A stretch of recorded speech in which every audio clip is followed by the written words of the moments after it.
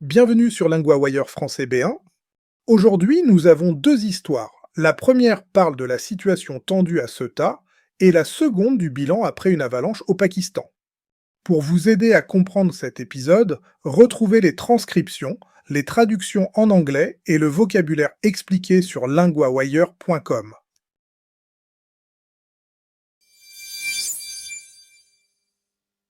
Ceuta, la pression à la frontière. Nous retrouvons maintenant Claire, correspondante de LinguaWire pour la société. La situation a changé très vite à Ceuta. En quelques jours, environ 60 000 migrants sont arrivés depuis le Maroc dans cette enclave espagnole en Afrique du Nord.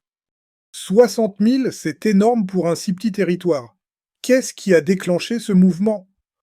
Le chef du gouvernement espagnol accuse des trafiquants d'être derrière cette arrivée massive. Il parle d'une violation de l'intégrité territoriale de l'Espagne. Donc, au centre du débat, il y a le contrôle de la frontière, mais aussi la question de la responsabilité. Et sur le terrain, la situation a été très dure. Oui, selon des médias locaux, au moins 57 personnes sont mortes pendant cette vague d'arrivée. C'est un chiffre très fort qui montre le danger de ce passage. C'est difficile à entendre. Et qu'ont fait les autorités espagnoles après cela? Elles disent qu'à la fin de vendredi, plus de 48 000 personnes étaient de retourner volontairement au Maroc. C'est donc une grande partie de la foule qui est repartie. Le mot volontairement change beaucoup de choses. On comprend mieux que tout le monde n'est pas dans la même situation. Exactement. Certains sont repartis après avoir vu les risques. Un homme a même dit qu'il fallait éviter de venir, car des personnes y meurent. Son message était très direct. Et cette crise ne touche pas seulement l'Espagne, si je comprends bien. Non, l'Italie a réagi en suspendant avec Madrid son accord Schengen sur la libre circulation. Cela montre que la crise locale a déjà un effet politique plus large en Europe. Donc on part d'une frontière très concrète et on arrive à une tension entre pays européens. C'est plus qu'un simple problème local. Oui, parce que Ceuta est un point sensible depuis longtemps.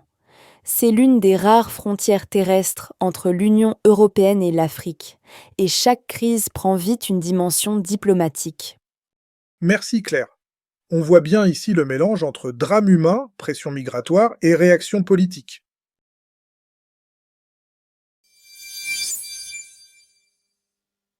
Avalanche au Pakistan. Un nouveau corps retrouvé. Nous retrouvons maintenant Théo, correspondant de LinguaWire pour l'actualité. Les secours ont retrouvé le corps de l'alpiniste américaine Mallory Gates après une avalanche sur le Broad Peak au Pakistan. C'est le dernier développement d'une opération de recherche qui continue. Donc la nouvelle la plus récente, c'est bien cette découverte. Que sait-on de l'expédition? Gates faisait partie d'un groupe de 10 alpinistes. L'avalanche a frappé jeudi ce sommet de 8047 mètres dans le Karakoram, près de la frontière chinoise. Le lieu lui-même explique déjà une partie de la difficulté. Là-haut, chaque minute compte. Oui, et les conditions ralentissent tout. Le mauvais temps gêne les secours. Une équipe n'atteindra la zone qu'après plusieurs heures quand l'opération reprendra samedi. On comprend pourquoi il faut du temps. J'ai aussi vu qu'il y a eu plusieurs annonces différentes au cours de la journée. C'est vrai. Au départ, l'Alpine Club of Pakistan a dit que 4 corps avaient été trouvés. Puis il a corrigé. Il y avait en réalité 2 corps et une partie de corps. Cette correction montre à quel point il est difficile d'obtenir une information claire au milieu d'un tel chaos. Tout à fait. Plus tard, les restes de Gates ont été retrouvés. 2 autres victimes ont aussi été identifiées. Une alpiniste d'Oman et un alpiniste népalais. Et les autres membres du groupe?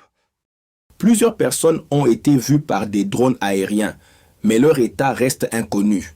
Une personne est encore portée disparue, selon le club d'alpinisme. Donc la recherche continue, mais dans des conditions très difficiles. On est loin d'un bilan complètement clos. Oui, et cette histoire rappelle aussi le rôle des secours en montagne. Météo, altitude et terrain peuvent ralentir même une opération bien organisée. Merci Théo. C'est un rappel sobre, mais très clair, de ce que veut dire le mot urgence en haute montagne.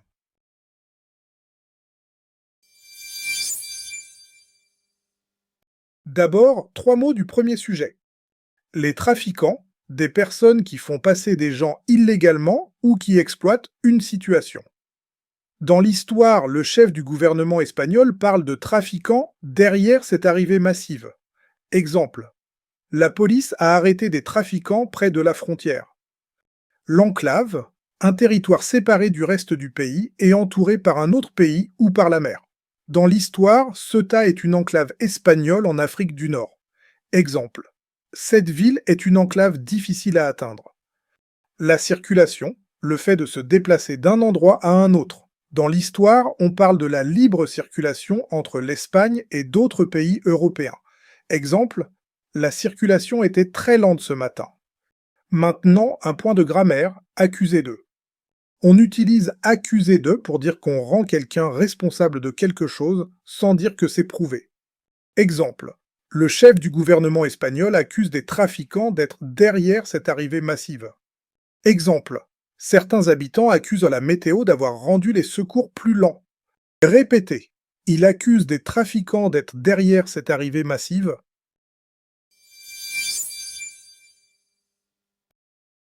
Thank you for listening to today's episode. Today we ask one small favor. LinguaWire only launched in March, and right now word of mouth is everything to our small team.